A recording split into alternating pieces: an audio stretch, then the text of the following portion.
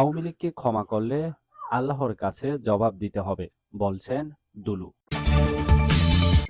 শিবিরকে দাওয়াত না দেওয়ার কারণ জানালো ছাত্রদল। 10 জনের মুহা ম্যাডামের কাছে হারল বসুন্ধরা কিংস। সর্বশেষ জানাবো, বাংলাদেশের সঙ্গে সম্পর্কে সেভেন সিস্টার, হিন্দু ও পাকিস্তান নিয়ে চিন্তিত ভারত। এতক্ষণ শুনছিলেন শিরোনাম, এবার বিস্তারিত।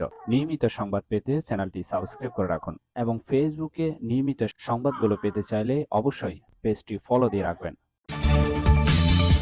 আওয়ামী লীগকে ক্ষমা করলে আল্লাহর কাছে জবাব দিতে হবে, বলছেন দুলু। আওয়ামী লীগকে ক্ষমা করলে আল্লাহর কাছে জবাব দিতে হবে বলে মন্তব্য করেছেন বিএনপির জাতীয় নির্বাহী কমিটির সদস্য ও সাবেক উপমন্ত্রী অ্যাডভোকেট এম রুহুল কুদ্দুস তালুকদার।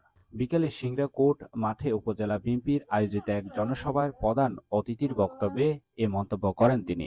বাংলাদেশের ফেরাউন নদরুদ হচ্ছে শেখ হাসিনা দোসররা, তাদের ক্ষমা করা যাবে না। বাংলাদেশে তারা এত অন্যায়, জুলুম ও অত্যাচার করেছে, তাদের নামও কেউ মুখে মুখে নিতে চায় না। আওয়ামী লীগের রক্ত, মাংস ও অস্তিত্বে ফ্যাসিজম মিলে আছে।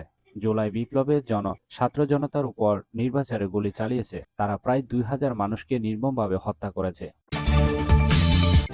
শিবিরকে দাওয়াত না দেওয়ার কারণ জানালো ছাত্রদল। বামপন্থী ছাত্র সংগঠনগুলোর আপত্তিতে মত বিনিময় সভায় ছাত্র শিবিরকে দাওয়াত দেওয়া হয়নি বলে জানিয়েছেন ছাত্রদলের সাধারণ সম্পাদক নাসির উদ্দিন নাসির। ফ্যাসিবাদীদের বিরুদ্ধে দীর্ঘদিন যেসব লড়াই সংগ্রাম করেছে তাদের নিয়ে আমরা বৈঠক করেছি। শিবিরের বিষয়ে বামপন্থী ছাত্র সংগঠনগুলোর বরাবর মতো আপত্তিকর রয়েছে, তাই স্কিপ করা হয়েছে। তাদের সঙ্গে সামনে বসা হবে না, এমনও না। বৈষম্য বিরোধী ছাত্র আন্দোলনের সঙ্গে আমাদের সম্পর্ক খারাপ এমন না। তারা নিজেদের ছাত্র সংগঠন হিসেবে নিজেরা প্রকাশ করেনি। তারা তাদের বিষয়ে স্পষ্ট করলে আমরা বসবো। 10 জনের মোহামেডানের কাছে হারল বসুন্ধরা কিংস। প্রিমিয়ার লিগে জয়ের ধারা অব্যাহত রেখেছে মোহামেডান স্পোর্টিং ক্লাব। নিজেদের দ্বিতীয় ম্যাচে 10 জন নিয়েও বসুন্ধরা কিংসকে 1-0 গোলে হারিয়েছে সাদা কালো শিবিরেরা। আগের ম্যাচে জয় নিয়ে বিশ্বাসে কুমিল্লায় শহীদ ধীরেন্দ্রনাথ স্টেডিয়ামে লড়াই চলে সমান তালে। তবে 24 মিনিটে রাকিব হোসেনকে বক্সের বাইরে ফাউল করায় লাল কার্ড দেখে মাঠ ছাড়লেন গোলকিপার সুজন হোসেন। ফলে 10 জন নিয়ে খেলতে হয় মোহামেডান স্পোর্টিং ক্লাবকে। তার জায়গায় নামেন সাকিব আল হাসান। গ্লাভস হাতে বসুন্ধরা কিংসের একের পর এক আক্রমণে একমাত্র বাধা ছিল সাকিব। ফলে গোল শূন্যভাবে শেষ হয় প্রথম ধাপ। বিরতির পর 58 মিনিটে দিয়াবাটের গোলে জীবন ফিরে পায় বাণিজ্য পাড়ার দলটি। মাঠ থেকে রহিম উদ্দিনের থ্রো থেকে বল নিয়ে কিংস গোলরক্ষক মেহেদী হাসান শ্রাবণকে ফাঁকি জালে বল জড়ান তিনি।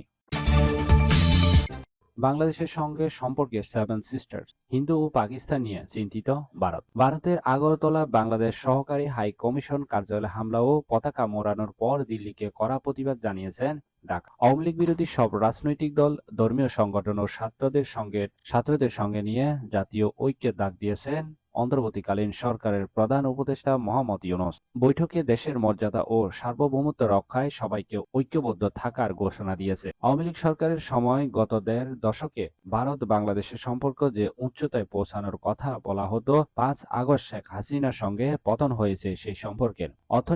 অর্থনৈতিক ও বাণিজ্যিক সম্পর্ক মোটামুটি সচল থাকলেও বিষাবন্ধ। জনসাধারণ পর্যায়ে সম্পর্কের একটা বড় অবনতি হয়েছে। ভারত-বাংলাদেশ সম্পর্কে টানাপোড়েনের উদ্বেগের বিষয় হলো ভারত-বাংলাদেশ জনগণের মধ্যে সম্পর্কের চরম অবনতির দিকটি। ভারতে বাংলাদেশ হাই কমিশনের কাজের অভিজ্ঞতা থেকে সাবেক কূটনৈতিক এম হুমায়ুন কবির মনে করেন, দুই দেশের মানুষের মধ্যে সম্পর্কের এক নেতিবাচক বিষয়টি নজিরবিহীন। 5 তারিখ একটা ওয়াটারমার্ক। অবশ্যই এর পরের সম্পর্ক আর আগের সম্পর্ক এক না, এটা আমরা জানি। আমরা ভারতের সঙ্গে একটা স্বাভাবিক ভালো সুসম্পর্ক চাই, পরস্পরের স্বার্থ ঠিক রেখে।